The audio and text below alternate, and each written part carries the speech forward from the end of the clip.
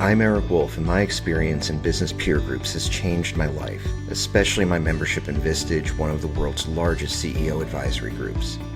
I'm an entrepreneur, a business owner, and a Vistage speaker on the power of marketing. This podcast is dedicated to the people who make those experiences possible, the peer group chairs. Every episode, I interview a Vistage chair who has dedicated their time to helping entrepreneurs like me succeed. My guest today is Jesse DePriest, and Jesse hails from the very cool town. I've never been, but I keep hearing really good things about Omaha. And Jesse, I wanted to start with asking you because you have one of the most, this is one that I've never heard before in terms of your background. You grew up on a family dairy farm in Alaska. Yes, sir. Yes, sir. I have to know what that's like. Well, thanks, Eric, for having me on. And we're getting ready to wrap up 2024. Everyone's We working are. hard and whatnot. Sometimes we say, let's finish strong. Here's some just encouragement at the beginning of the podcast. Let's rest well before we get ready for the new year. Oh my God, wouldn't Take a that be break nice?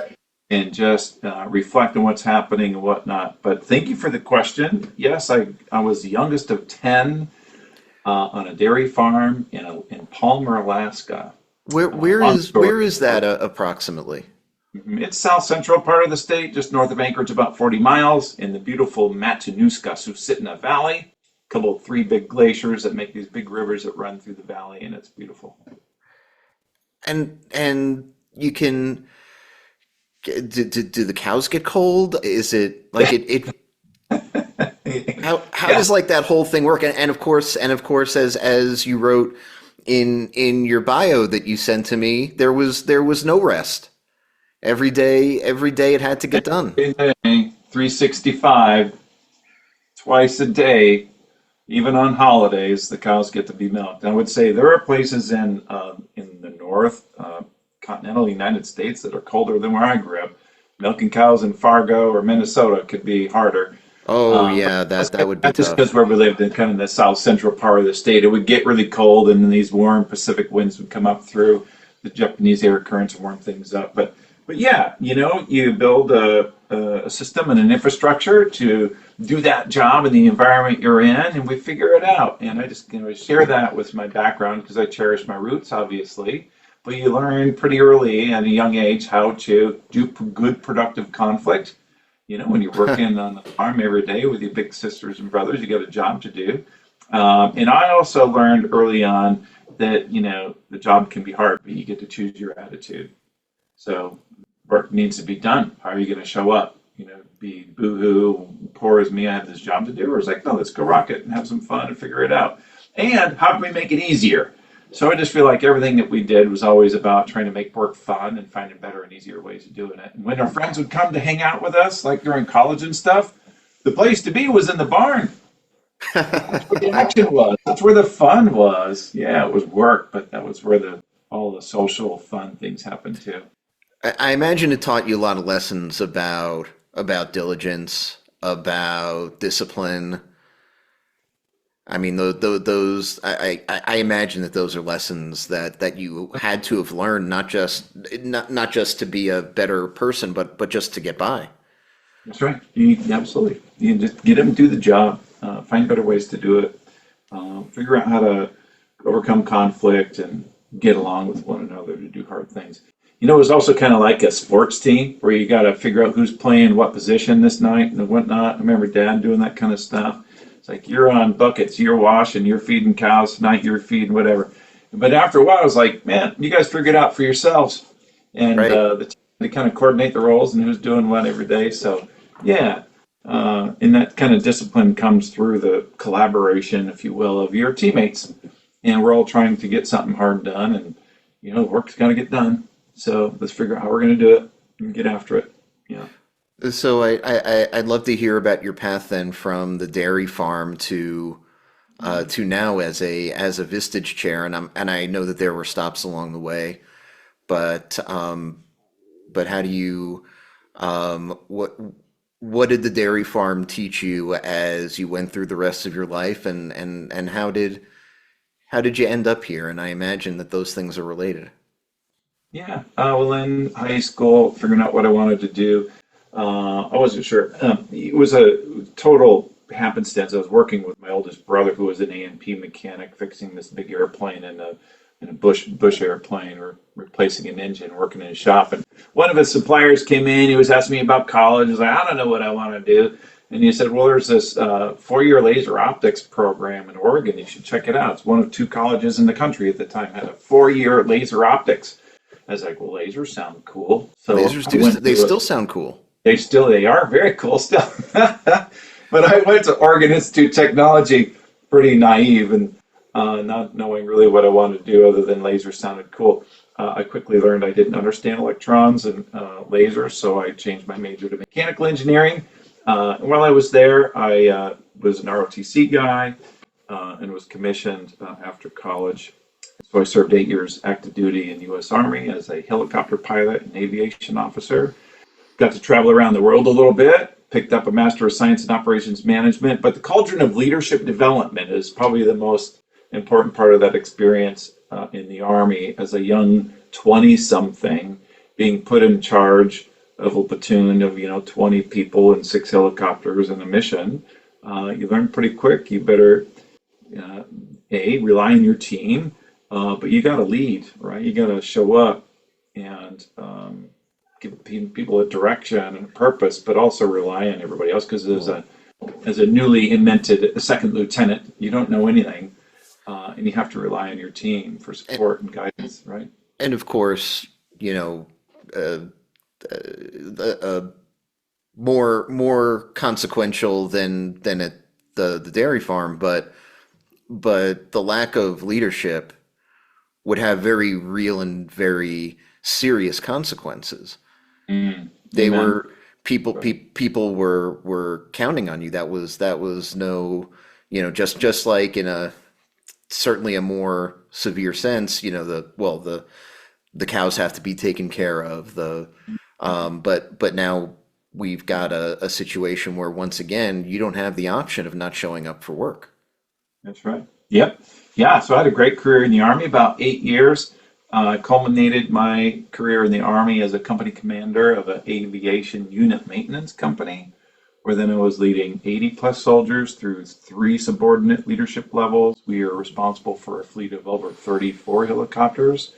And that was awesome too. We had a kind of a turnaround operation, took the unit from a deficit in capacity to a surplus, and phenomenal experience. I loved it, had a great team, did good work. But then I left the Army because my commitment was up. I joined a really cool industrial engineering manufacturing company, and I got to do all the jobs from design engineer to engineering management, operations management, product management, business development, sales executive leadership. And it was early on in that career I learned about lean. So as a young operations manager, I had some really great bosses and mentors that taught me new ways of thinking about our work to make improvement. Also picked up an MBA along the way.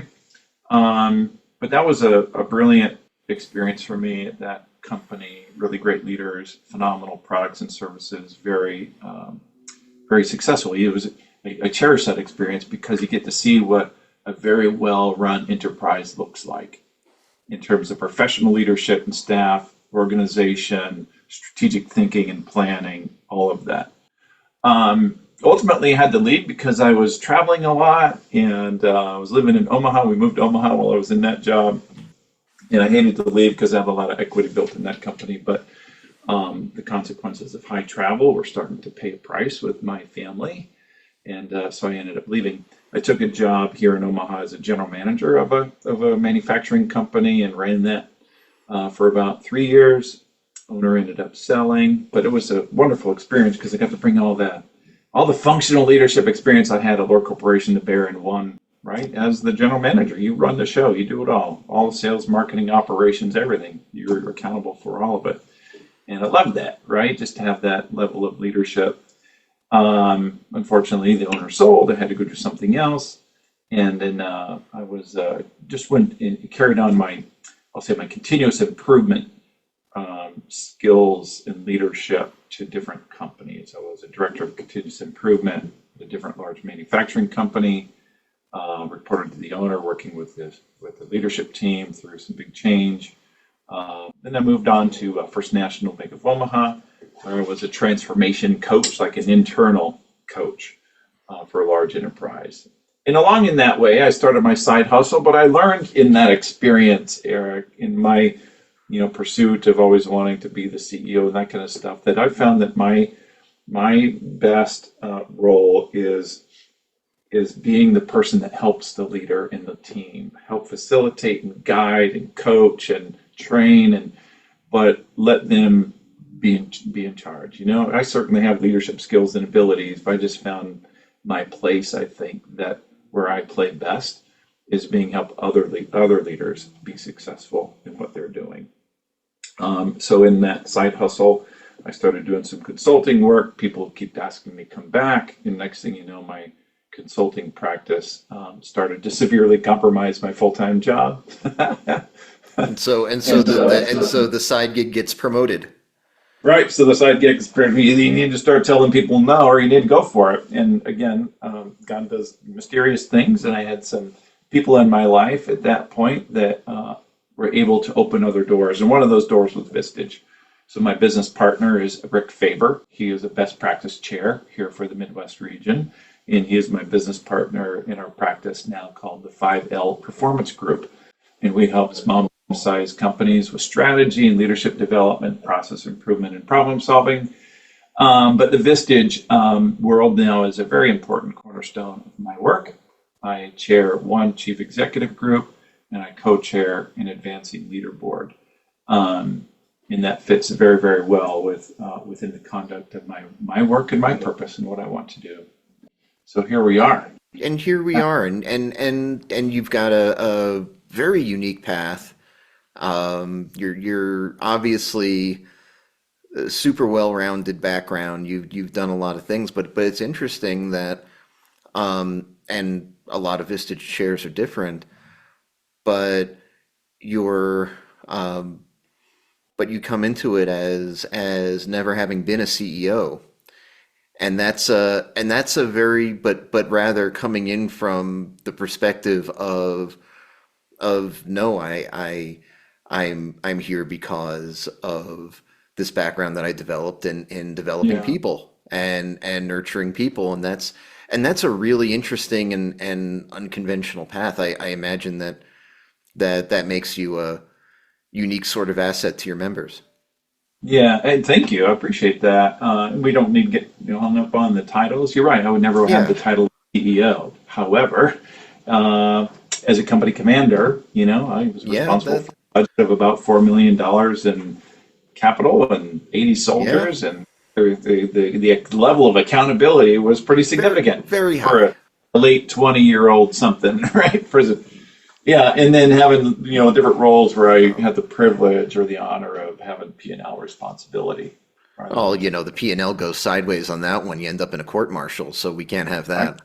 Yeah, I was running the manufacturing company here in town. That was As a general manager, what, that's, 20 yeah, I mean, million dollars. that's very significant. I didn't Yeah, mean to minimize what. yeah, No, yeah. But to your point, I get what you're saying. Like, I was running the business, but I didn't own it.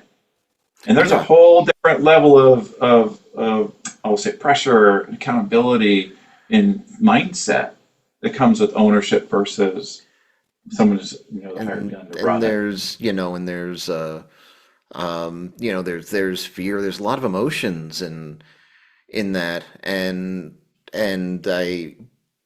But the fact that you've got this outlook on people Mm. is super cool and super interesting, and how did um was Vistage, did it fit like a glove for you in terms of your style, or were there things that you really had to adapt to fit more with the Vistage way, I guess? No, I think it fit very well. Yeah, it was very, I'll say it's inherent and natural with the work that we were doing. In lean leadership, we're trying to improve systems and processes through elimination of waste and that kind of stuff. But none of that works without leadership. Like I could go into any business, I could teach you the tools and methods, but if we don't have the right mindset and the right behaviors and activities as a leader, it won't work. So having done that, coaching the leadership around that, Hmm. and then we step into the Vistage world where it's that kind of confrontational. You got to be vulnerable and open, but we also got to be willing to challenge each other.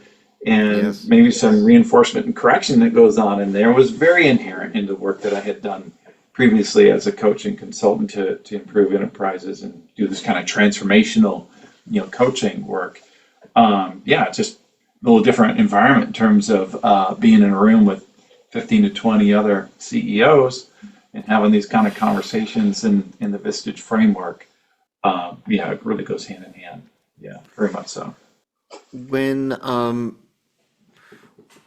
when you're working with folks today and you're in a one-to-one or you're processing an issue in your group, what are the places that your background really comes out where sort of all of a sudden you're back on the dairy farm or you're back in the Black Hawk helicopter? What how does that play into the the way that you handle your members today? Mm. Yeah, that's a lovely question, Eric. Thank you for that. You're It's a good welcome. opportunity for me to reflect a little bit more on the work we're doing, going even a little deeper. But yeah, I would say just respect. We respect and first see and respect the human that's in front of us. Everyone has their own unique experiences and background and way of seeing the world.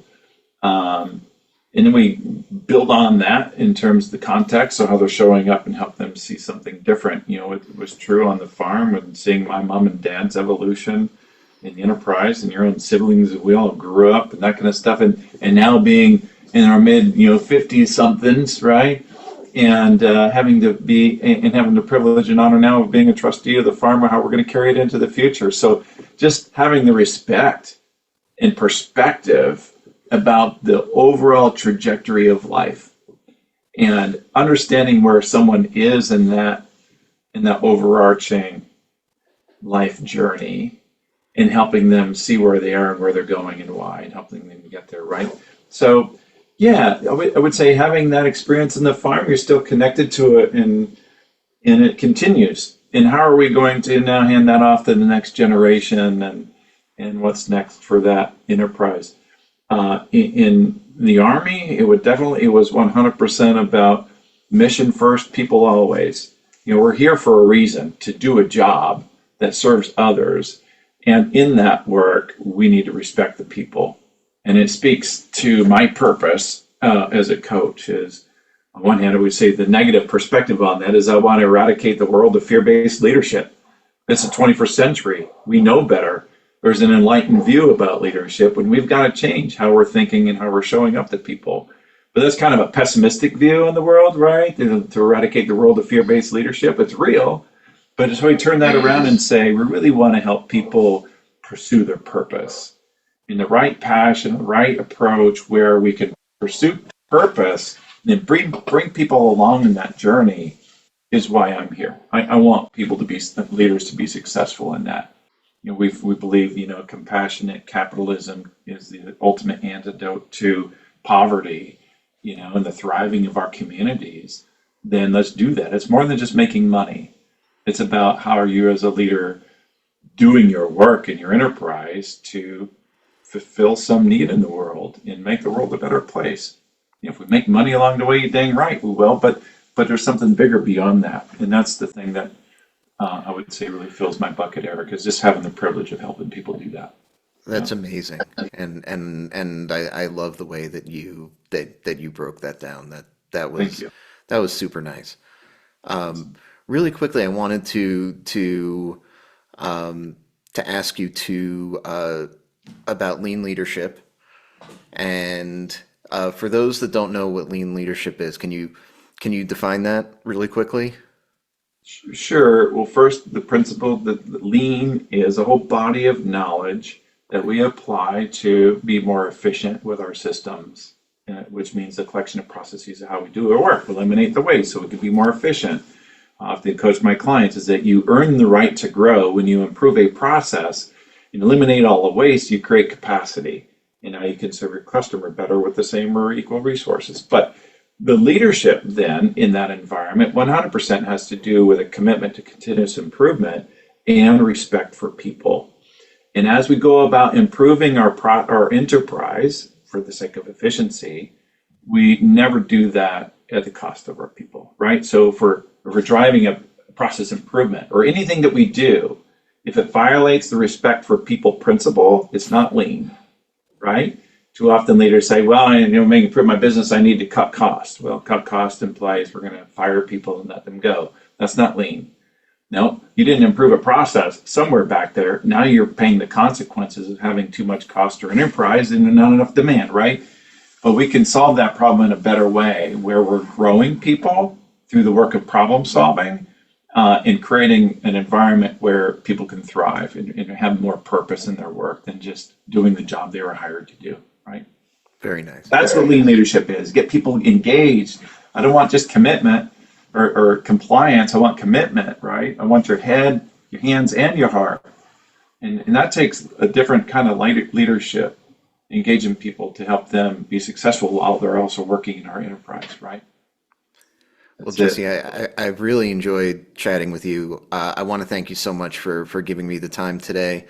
Like 25 minutes close to 25 minutes has just flown by.